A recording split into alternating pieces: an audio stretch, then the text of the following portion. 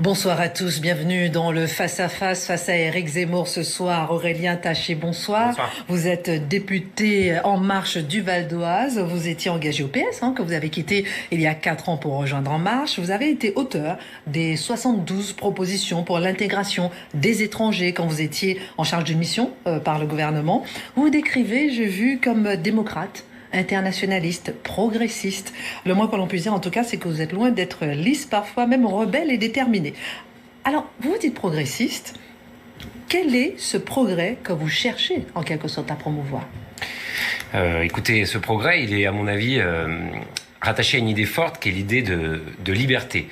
Moi, ce que je défends, c'est en réalité le maximum de liberté dans tous les domaines, et une liberté qui soit...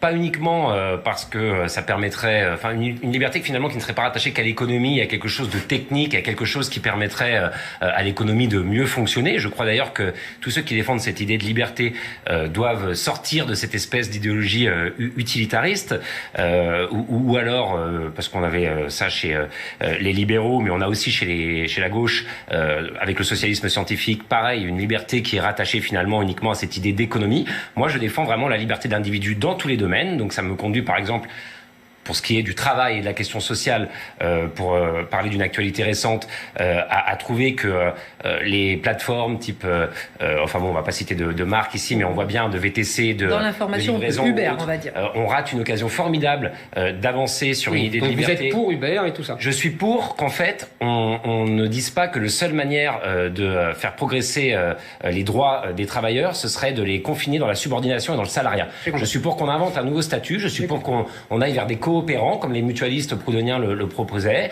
et on peut étirer cette idée de liberté dans le domaine de l'action publique, dans tout un tas d'autres domaines. Voilà pour moi le fondement premier de l'idée de progrès. Éric Zemmour. Alors, c'est assez logique que vous disiez ça, car vous êtes, si j'ose dire, le produit d'une évolution historique du concept même de progrès et de progressisme. Pour aller vite, le progrès, qu'est-ce que c'est? À partir du XVIIIe siècle, XIXe siècle, c'est une espèce de laïcisation du messianisme chrétien, et on pense que l'amélioration scientifique, technique, politique, démocratique, culturelle, va amener un progrès moral, un progrès social, etc. Ça, c'est toute la grande pensée du XIXe siècle. Et ce progressisme-là, pour moi, on en a discuté, vous vous souvenez, Christine, avec Michel Maffezoli, qui était à votre place il y a 3 jours. C'est déjà la discussion qu'on avait. Et ce progressisme, pour moi, est mort en 14, quand on a vu que le progrès technique donnait des massacres, puisque c'est la technologie qui a permis une explosion des morts, si j'ose dire. Vous savez, les Allemands n'attaquent pas à Verdun si on n'a pas la technologie moderne. Dans une guerre classique, si j'ose dire, ils n'auraient jamais attaqué là. Donc, vous voyez, bon, premièrement. Et deuxièmement, le progrès politique, culturel, social s'abîme dans le goulag, le communisme, etc. On s'aperçoit que tout ça finit mal. Et donc, ce que vous êtes, vous, c'est le produit de ce qu'on peut appeler très vite la pensée 68, c'est-à-dire qu'un progressisme qui devient un individualisme. Et l'individualisme doit nécessiter d'avoir toutes les libertés. Et voilà, vous revendiquez toutes les libertés. Vous l'avez dit vous-même avec crânerie, je dirais. Liberté économique, liberté sociale, liberté sociétale, liberté humaine, etc., etc. Sauf que là, vous avez 2 problèmes très simples. C'est que vous êtes le jouet de 2 forces qui vous dépassent. La première, c'est le capitalisme. Puisque le capitalisme, en fait, utilise votre liberté pour exploiter les gens encore plus que les gens qui sont dans un statut de subordination comme le salariat.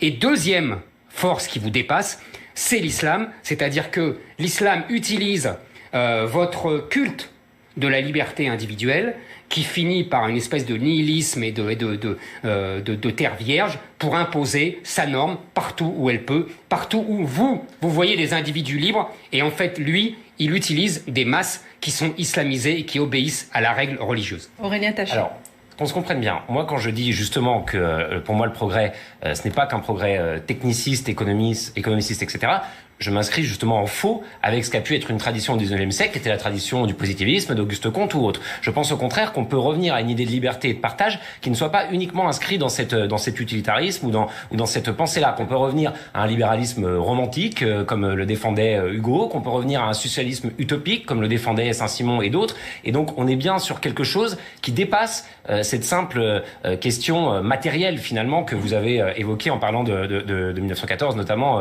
Éric Zemmour, même si on pourrait aussi, parce qu'il ne s'agit pas de non plus condamner la technique, trouver plein de contre-exemples.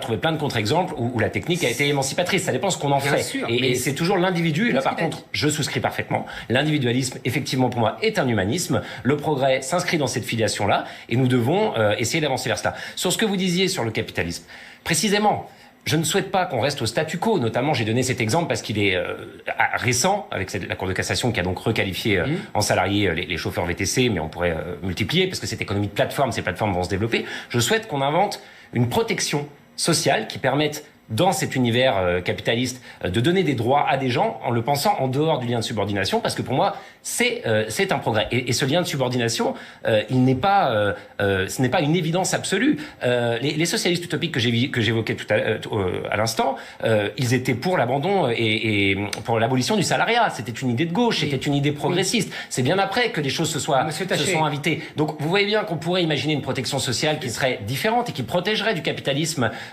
si on était dans un schéma un peu différent, où on se dit que l'idée majeure est donc l'autonomie et la protection des individus autonomes et libres de leur choix, y compris sur le plan social et économique, plutôt que de dépendre de patrons. Voilà. Mais si vous voulez, le salariat a été rejeté par les penseurs de gauche au XIXe siècle parce que le salariat était à l'époque la forme de l'exploitation.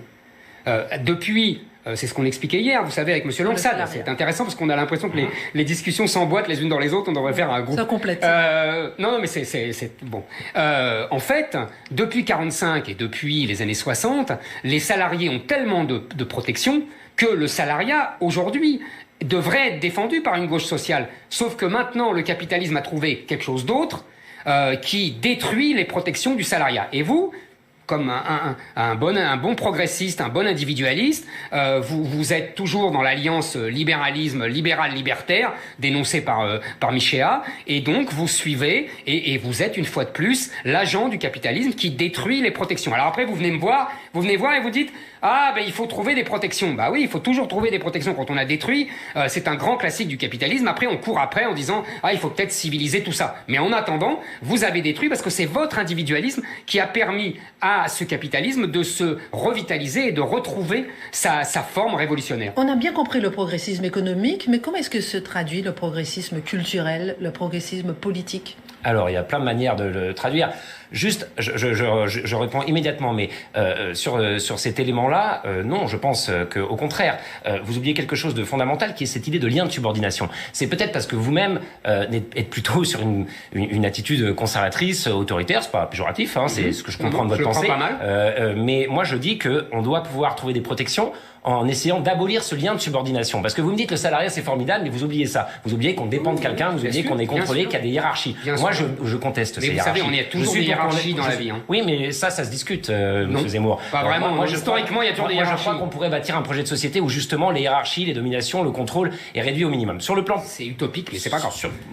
Ça s'appelle la gauche. Le progressisme, la gauche, est une utopie permanente. Alors justement, répondez à ma question. On va reparler. Et le prix à payer est tellement élevé que... Et dans les utopies qu'il faut poursuivre, à mon avis, il y a par exemple la question européenne. Donc je pense que là-dessus, on va avoir un avis très divergent. Je parlais de romantisme ou d'Hugo tout à l'heure. Moi, je suis pour cette idée des États-Unis d'Europe. C'est très à la mode de le dire.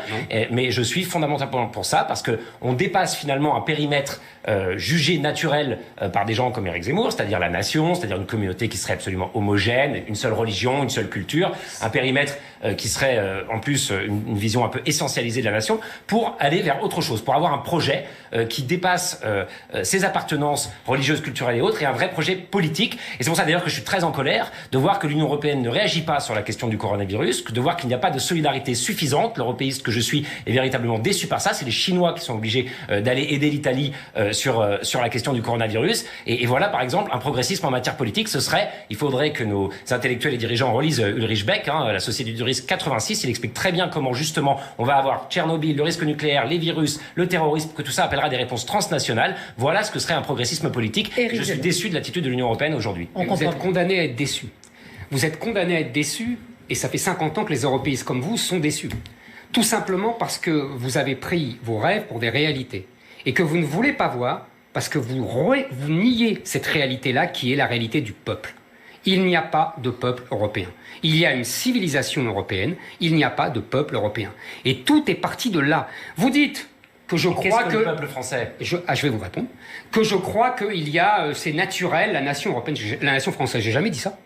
Je ne dis pas que c'est naturel. Ce qui est naturel, c'est la famille depuis des millions d'années et la structure tribale, je dirais, dans l'histoire du monde, de l'humanité. J'ai jamais dit que la nation était naturelle. C'est une construction millénaire. Ça, je vous donne acte. Maintenant, elle s'appuie sur... Vous inscrivez dans la Révolution française. Laissez-le terminer. Les rois ont fait la France. Même, vous savez, Maurras dit ça. Et la Révolution française pense aussi que la Révolution française est l'aboutissement de ça. Mais après tout, en tout cas, la nation est une construction lente par son État, en tout cas en France, parce qu'il y a d'autres cas où la nation précède l'État, mais en France, c'est l'État qui construit une nation pas à pas, en gagnant des territoires, des conquêtes. Et il y a petit à petit, par l'État, par la culture, par la religion catholique, qui fait le pays, il y a une unification, et il y a un peuple qui se constitue. Et c'est ça, monsieur Taché, que vous ne voulez pas voir. Parce que vous vous inscrivez dans une logique individualiste qui, si vous voulez, refuse le peuple. Parce que vous pensez que le peuple, c'est uniquement ethnique. Alors que le peuple, c'est pas uniquement ethnique. C'est justement, la nation était un équilibre entre l'ethnie et l'universel. Et c'était un équilibre subtil entre l'ethnique et l'universel. Et en détruisant la nation, ce que vous avez fait, c'est que vous avez détruit cet équilibre. Et qu'aujourd'hui, on part dans tous les sens. Dans l'individualisme universaliste, c'est vous, et dans l'ethnique pure, c'est les mouvements racialistes, les mouvements décoloniaux, etc. Et vous avez détruit un équilibre qui était subtil, qui était en plus démocratique, parce que vos États-Unis d'Europe, il n'y a pas de démocratie, puisqu'il n'y a pas de peuple européen, et donc personne n'accepte de perdre face à, vous savez ce que c'est que la démocratie, évidemment, c'est la minorité qui accepte d'être vaincue par la majorité. Donc quand c'est les Allemands qui sont majoritaires, on n'accepte pas. Il vous a demandé c'est quoi le peuple français? Le peuple français. Il vous a posé la question. Vous voulez que je réponde à ça maintenant? Si je peux rebondir simplement, je vais vous préciser ma question parce que je vois une contradiction dans ce que vous dites. Allez-y. Vous êtes sur je dis pas que le peuple, enfin moi c'est la notion de peuple, hein, c'est pas la question de, parce que je vois bien ce que certains pourraient penser ou vont vouloir me faire dire en disant vous ne croyez pas, moi. J'ai pas dit vous ne croyez pas au peuple français, vous voulez absolument non, c'est la question de peuple que j'interroge parce que pour moi il y a qu'un concept possible de peuple, c'est le concept politique pour le coup. Donc vous avez l'air d'être, vous êtes bien quelqu'un de gauche. Vous avez l'air d'être contre cette notion de peuple politique. Absolument. Je suis pas contre. Enfin, je pense dans l'exclusivité. Vous prétendez des appartenances naturelles, la religion catholique, la famille, etc. Je vais vous répondre. Bon. Et par contre, vous me dites que la nation, là, vous souscrivez à cette idée de nation qui finalement, normalement, est une construction politique. Et je comprends mieux pourquoi, parce que finalement, vous l'avez dit vous-même, si finalement vous considérez que c'est l'État qui construit la nation en France, c'est une autre grande différence qu'on a. Oui, en France. Pour moi, la nation doit aussi reposer sur la société. Et cette société, elle est multiple. Cette société, elle est plurielle. C'est là où on diverge effectivement profondément. Donc, je vous ai encore rien dit. Je comprends mieux pourquoi finalement vous dites qu'il existe un peuple français. Mais oui, il y a un peuple français. En dehors du peuple politique. Alors, en fait, la notion de peuple, on peut théoriser là-dessus. Il y a plusieurs. Il y a ce qu'on appelle les classes populaires, les pauvres. Ça, c'est bon. Il y a aussi, vous savez, la réponse de De Gaulle à Malraux. Malraux lui dit « Qu'est-ce que c'est que le peuple ?» Et il dit « Mais le peuple, c'est la France. » Moi, je m'inscris dans cette ligne-là. Le peuple français, c'est la France. C'est-à-dire un peuple sur un territoire, avec une histoire et avec une culture qui est façonnée à la fois par le catholicisme et par la pensée grecque et romaine. Voilà. Vous connaissez le mot de Paul Valéry, j'appelle européen un peuple qui a été christianisé, romanisé et discipliné par la pensée grecque. C'est ça la France. Ce n'est pas autre chose. Ce n'est pas un truc qui décolle comme ça n'importe où et qui arrive n'importe où. C'est une population, un territoire, une histoire, une culture. Mais vous réduisez considérablement ce qu'a été l'histoire de la France, ce qui m'étonne pas, parce que finalement vous produisez votre propre roman national et vous oubliez tous ceux que vous ne voulez pas voir dans ce roman national. Moi, évidemment, je vois une histoire de France beaucoup plus plurielle. Moi, je suis tout à fait d'accord avec le président de la République. Ça a dû vous faire bondir, Éric Zemmour, quand il dit que la France a une part d'Afrique en elle, quand il explique effectivement sur tout un tas de sujets. C'est pas la France qui a une part d'Afrique, c'est l'Afrique qui a une part de France. C'est pas la même chose. Mais non. Et encore une fois, vous allez choisir vos héros, vos mythologies, dans une perspective politique. Très bien. Les progressistes auxquels je revendique appartenir devront faire la même chose. Nous avons trop longtemps laissé la question mémorielle, la question de l'histoire à vous, conservateurs. Vous avez imprégné le débat public français. Et pourtant, il y a des tas d'autres histoires à raconter. L'émir Abdelkader a été un héros de l'histoire française. Oui. Des tas il a été aussi un ennemi de l'histoire de la France. Oui, enfin, et ensuite, il s'est soumis à la France. C'est quand même lui qui a sauvé les chrétiens à Damas en 1860. Oui, absolument. Vous avez Aurélien Taché, terminé. Et ensuite, Éric Zemmour. Terminé. Moi, je pense vraiment qu'on doit pouvoir, sur cette question du roman national, avoir une vision qui évolue profondément et ne pas laisser entendre, comme le ferait Éric Zemmour, qu'il n'y aurait qu'une France éternellement catholique. Et par ailleurs, c'est l'histoire de France. Je ne sais pas vraiment quelle est votre. Non, c'est pas l'histoire de France. L'histoire est plus vaste que ça. Et d'utiliser ça pour en faire un concept politique qui permet d'exclure. Éric Zemmour. Excusez-moi, Monsieur Taché, c'est l'histoire de France qui parle. Sans la religion catholique, sans l'Église, il n'y a pas de France. C'est simple. On peut même pas discuter là. Excusez-moi. Vous pouvez me dire que il y a d'autres gens qui arrivent après, qui ont d'autres religions. Moi, je suis pas catholique, alors je peux en parler. L'histoire en 1989. Mais non, pas du tout. L'histoire de France depuis l'origine, je sais pas moi. Si vous appelez France. Il n'y a pas de France sans des populations gallo-romaines, des populations celtes et la religion catholique qui unifie tout ça. Maintenant, vous pouvez me dire que des millions d'années avant, il n'y avait pas de catholiques. Vous pouvez me dire que peut-être dans 100 ans, il n'y en aura plus. Ça, c'est possible, surtout si on continue à vous suivre. Mais en tout cas, l'histoire de France telle qu'on l'entend, excusez-moi, c'est la religion catholique qui l'a faite. Il n'y a pas seulement la religion catholique, il y a aussi les rois, il y a aussi les républiques, l'empire, etc. Mais vous pouvez pas nier cette histoire-là. C'est comme ça. C'est l'une des composantes de l'identité. Mais c'est pas l'une des composantes. Mais vous dites qu'elle l'a matricée. Mais oui.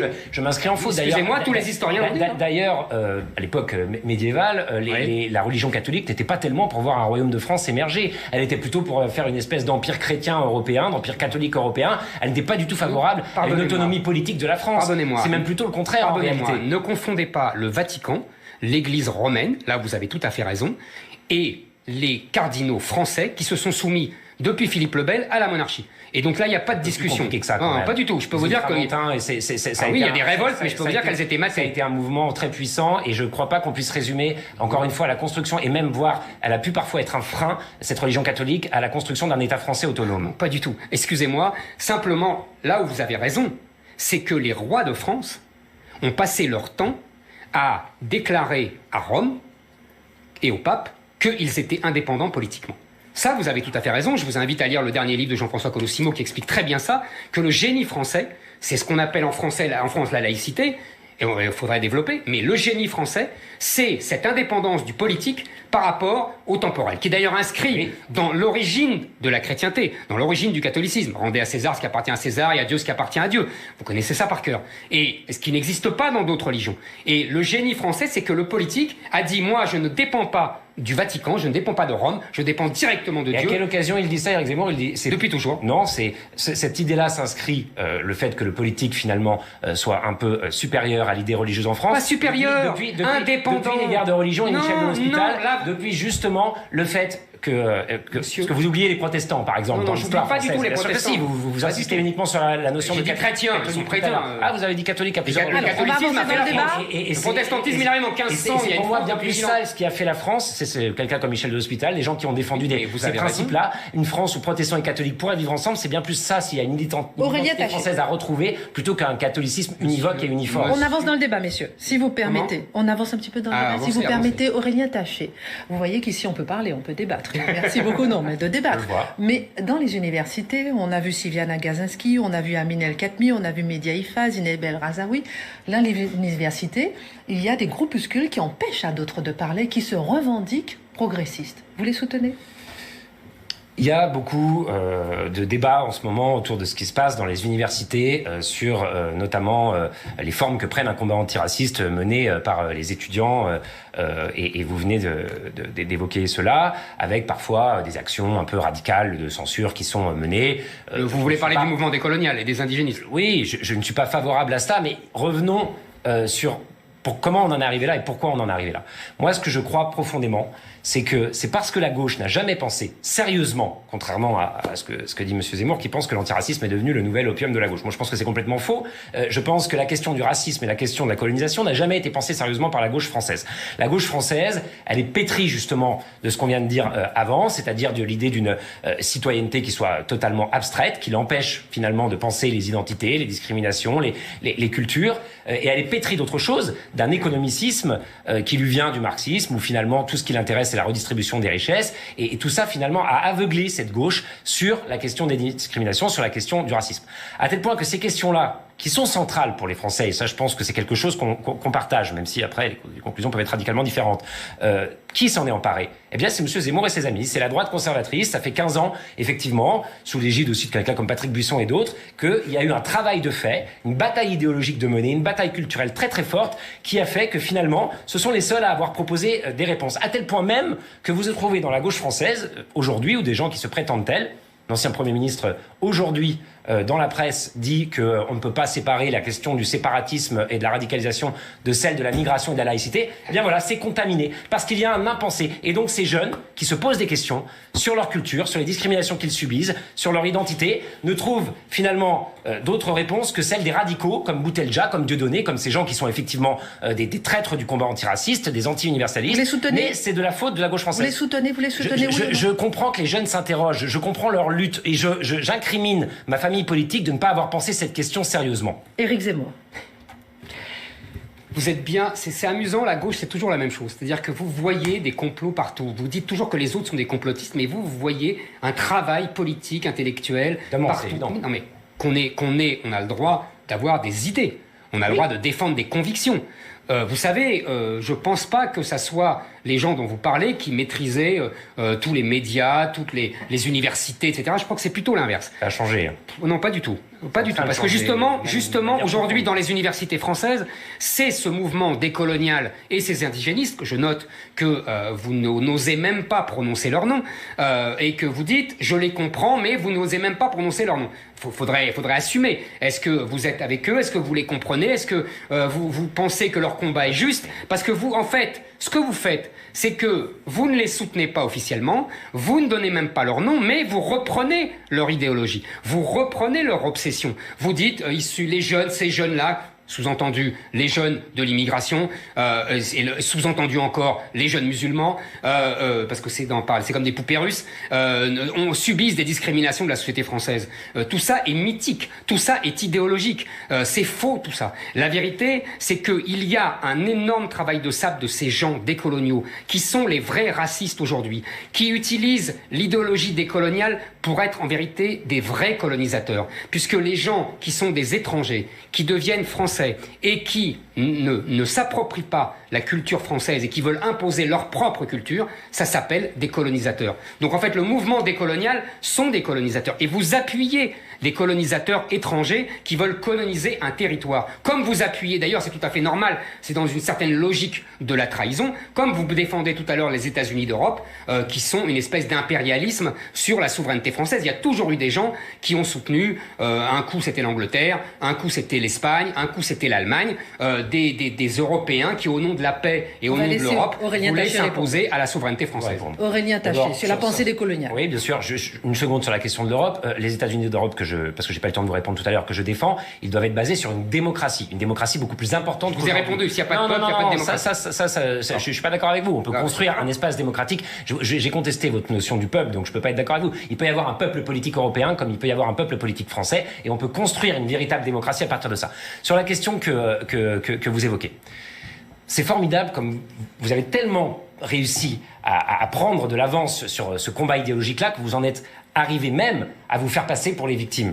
Vous, vos amis, Éric Zemmour, c'est ceux qui décrivent que finalement, le mâle blanc, quinquagénaire, bourgeois, est aujourd'hui menacé, pauvre de lui. C'est vrai que c'est pas avec vous que je suis en train de débattre, là, c'est avec un décolonial, un étudiant décolonial d'une université. Vous n'avez pas à débattre avec lui, vous êtes d'accord avec lui? Qui a accès aux tribunes? Qui monopolise les plateaux médiatiques? Vous me parlez des chaînes télé qui seraient acquises à la gauche. C'est daté, ça, Éric Zemmour, Monsieur quand même. Je crois que vous, vos amis, sont maintenant partout dans la presse écrite et dans la presse audiovisuelle. Ça fait des années que je ne suis persona non grata dans le service public. Non, ça, vous pouvez pas faire ça. Mais si, je vous le dis. Je vous le dis. Et c'est quand même terrible à renverser la charge et à vous faire passer pour la victime. Moi, je vous dis, et c'est prouvé scientifiquement, regardez toutes les dernières opérations de testing qui sortent, les études de France Stratégie, vous avez 25% de chances en moins d'être rappelé pour un boulot ou un logement quand vous vous appelez Mohamed, plutôt que quand vous vous appelez Aurélien. C'est comme ça, c'est prouvé, Éric Zemmour. Les discriminations, elles sont là. Et donc, elles doivent être combattues. Elles ne doivent pas être combattues au nom, en revanche, d'un espèce de relativisme culturel ou identitaire. Vous me demandez si je condamne. Je condamne ces thèses. Je ne condamne pas les étudiants qui se posent des questions. Et comme on n'a pas été capable de leur répondre, nous, dans le cadre libéral progressiste, sur ce combat contre les discriminations, forcément, ceux qui sont jeunes et qui se posent des questions et vivent ça, vont vers ceux qui essayent d'apporter des réponses, quand bien même ces gens-là, encore une fois, je les condamne fermement. Monsieur Taché, d'abord, les études dont vous parlez, il y a beaucoup d'études. Vous connaissez l'étude Diouf qui prouve exactement le contraire. La vérité, c'est que quand vous dites quand on s'appelle Mohamed, on a moins de chances d'être appelé que quand on s'appelle Aurélien. C'est normal, on ne devrait pas s'appeler Mohamed. En France, on devrait s'appeler Aurélien. Parce que je vous rappelle que c'était la règle française de 1800 à 1993. Et que la France, c'est un pays, je vous le répète, de culture catholique. Au Maroc, on ne s'appelle pas Aurélien, on s'appelle Mohamed. Donc vous voyez, ça fait une différence. Et il y a une loi marocaine qui dit qu'on n'a pas le droit de ne pas s'appeler Mohamed. Et on n'est pas une monarchie. Non, ça n'a rien à voir. Ça vous a pas échappé. Ça m'a pas échappé. Non. C'est pour vous dire. Ça, l'un après l'autre. Non, la démocratie, c'est pas ça. La démocratie, c'est le pouvoir du peuple. C'est pas la même chose. C'est pas la liberté. Mais c'est votre confusion. C'est notre début de discussion. Pour vous, la démocratie aujourd'hui, c'est l'individu qui a tous les droits. La démocratie, ce n'est pas ça. C'est le pouvoir du peuple qui est réglé par l'État-nation et par la République. Ça n'a rien à voir avec le pouvoir absolu de l'individu. Et je vous le répète, oui. Vous faites l'idiot utile d'une puissance bien plus formidable avec votre individualisme. Votre individualisme n'a fait que détruire mon État-nation. Et le résultat, c'est qu'à la place, vous aurez ce que vous avez déjà, c'est-à-dire les indigénistes, les décoloniaux, qui rencontrent l'islam, et avec une vraie théocratie qui s'impose déjà dans d'innombrables enclaves françaises. Et c'est vous qui avez été le coupable de ça, le responsable de ça. Une divergence majeure, c'est que pour vous, une démocratie peut se passer de liberté individuelle, peut se passer de liberté, pas du tout, peut se passer de contre-pouvoir, peut se passer finalement d'une vraie défense des minorités et des libertés individuelles. Les minorités, c'est pas pareil. Une démocratie implique effectivement que la majorité n'ait pas le droit de mépriser les droits de ceux qui sont minoritaires, de les écraser, et effectivement. Mais pas l'inverse. Mais ça n'est pas l'inverse. Aujourd'hui, c'est les minorités qui tyrannisent la majorité. À aucun moment, les minorités dont vous parlez ne trustent les élites, ne trustent le pouvoir. C'est faux. Les minorités aujourd'hui gouvernent. L'un après l'autre, parce qu'on s'entend pas. Par ailleurs, une autre différence fondamentale, d'ailleurs, si on vous suit, c'est logique, c'est pour ça que vous voulez dire aux gens comment ils doivent appeler leurs enfants, leur imposer cela contre ce principe de liberté individuelle. Vous habillez ça finalement au nom d'une espèce de tradition catholique, mais en fait, vous revenez sur le principe démocratique de pouvoir choisir. J'ai une question à vous poser. Je termine. Terminez ensuite, vous posez la question. Vous déclinez ça d'ailleurs dans toute votre pensée sur les questions civiles. Vous êtes, si je vous comprends bien, plutôt contre le divorce. Vous êtes plutôt, vous voulez figer la famille avec une nation et un État qui déciderait comment les enfants doivent s'appeler, si les femmes peuvent partir ou non. Tout ça fait effectivement quelques de nous des gens qui ont des idées radicalement différentes. Et une autre chose qui finalement est le creux de tout. Moi, je pense qu'on peut faire société avec des gens qui sont différents. Je pense qu'on peut éprouver l'altérité. Je pense que finalement, ce qui fait le commun, c'est l'expérience partagée. Peu importe si on a une religion différente, si on a une culture différente. C'est en vivant ensemble, c'est en expérimentant ensemble qu'on peut créer. On peut faire société avec ceux qui n'ont pas la même valeur. Éric Zemmour vous pose une question. Pour vous, on ne peut pas faire société si on est de religion, de culture différente, et vous construisez donc la France à partir de cette vision. On ne peut pas faire société, comme vous dites, même si c'est cette expression, je la trouve ridicule, pardonnez-moi. On est une société, on ne fait pas société, mais c'est pas grave. On ne peut pas, sans avoir, oui, une civilisation commune. Et Malraux disait, le cœur de la civilisation, c'est la religion. Donc effectivement, on peut avoir des religions différentes si, et on arrive à la laïcité, si les religions se fondent dans un ensemble où elles se font discrètes. C'est la règle même de la laïcité française, c'est-à-dire la liberté religieuse, mais ce qu'un juriste appelle un pacte de discrétion. C'est ça la République. Je suis désolé. C'est ça la République depuis 100 ans. C'était ça jusqu'aux années 80. Il y a et avec une prééminence culturelle et non pas cultuelle du catholicisme. Vous savez, je vous donne un exemple. Quand au XIXe siècle, on a construit des synagogues et on a construit des temples protestants, elles devaient être derrière une façade d'immeubles. Vous remarquerez dans Paris, la plupart des synagogues et la plupart des temples protestants sont derrière des façades d'immeubles. Pourquoi ? Parce que justement, il fallait ce pacte de discrétion. Et c'est ça. Les catholiques imposaient ça. Pas du tout. C'est la République qui imposait ça, et même avant. Aurélien Taché répond. J'ai fini. Quand vous dites que c'est contre la liberté, est-ce que vous considérez, je ne sais pas moi, que Jean Jaurès était contre la liberté? Est-ce que vous considérez que Léon Blum était contre les libertés? Est-ce que vous considérez que Clémenceau était contre la liberté? Est-ce que vous considérez que le général de Gaulle était contre les libertés? Tous ces gens ont vécu dans la France que je décris et dans ces règles que vous trouvez tellement tyranniques et totalitaires. Aurélien Taché. Pourquoi, évidemment, Éric Zemmour invoque ces règles-là? Parce qu'il sait parfaitement qu'elles ont été mises en place après que le catholicisme, lui, ait pu être finalement extrêmement expansif et visible dans la société française. Parce que ce qui intéresse Éric Zemmour, c'est pas tellement la question de la foi et de la spiritualité, c'est, il le dit depuis tout à l'heure, un catholicisme identitaire. Il en fait un objet politique. Absolument. Alors que moi, au contraire, je pense que la liberté, c'est aussi une liberté de conscience, c'est aussi le fait de pouvoir croire. Je pense comme Foucault que les religions et les langues apportent énormément à la société, que ce sont des choses qui peuvent avoir une puissance intrinsèque, que quand elles se rencontrent, de nouvelles peuvent même naître. Qu'est-ce que vous faites de l'islam identitaire? Vous le défendez? Mais je combats l'islam politique et l'islam identitaire. En revanche, je considère que la religion musulmane est d'abord une religion, et d'abord finalement la possible expression d'une foi, et que beaucoup de ceux qui aujourd'hui, puisqu'on parle beaucoup du voile depuis des années en France, on veut faire dire que ce serait forcément un objet identitaire et politique. Mais non, ça ce sont les gens qui défendent un catholicisme identitaire et veulent chasser les musulmans qui disent ça. C'est vrai que vous comparez le voile à un serpent, j'avais oublié. Beaucoup de... Oui, bien, écoutez... non, c'est original, remarquez. C'est quelque chose sur lequel je suis revenu, mais en tout cas, ce que je veux dire, c'est que c'est souvent par foi, par expression religieuse que ces jeunes femmes le font. Et moi, je défends la liberté de conscience. Je me moque finalement de savoir si c'est l'islam ou une autre religion. Je veux que les gens soient libres de croire en ce qu'ils veulent. Vous vous moquez des questions spirituelles et de liberté de conscience. Vous êtes sur un catholicisme identitaire qui permet d'avoir une société monochrome, blanche, catholique, celle que vous voulez, cette France dont vous rêvez. Éric Zemmour vous répond. Pas que je rêve, c'est la France qui a existé. Et c'est la France qui est en train d'être submergée et qui est en train d'être remplacée. C'est pas la même chose. Mais la France, elle a existé, cette France-là. Submergée, remplacée, comme vous dites, pas, elle a existé pendant des mots qu'on reprenne notre rédaction. Non, mais ça fait rien, c'est mes mots à moi. Comme et nous dissocions de vos mots. Je finis.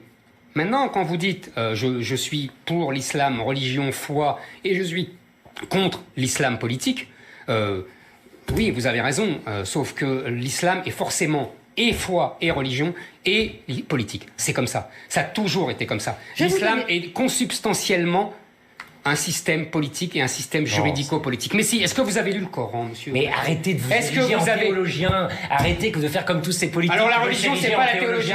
Il nous reste 30 secondes. On s'en moque de la théologie. Non, mais moi, il nous reste 30 secondes. Est-ce que vous savez que dans le Coran, il y a écrit à des multiples reprises qu'il faut tuer les chrétiens et les juifs, qu'il faut se méfier. On a fini, messieurs. On a fini, messieurs.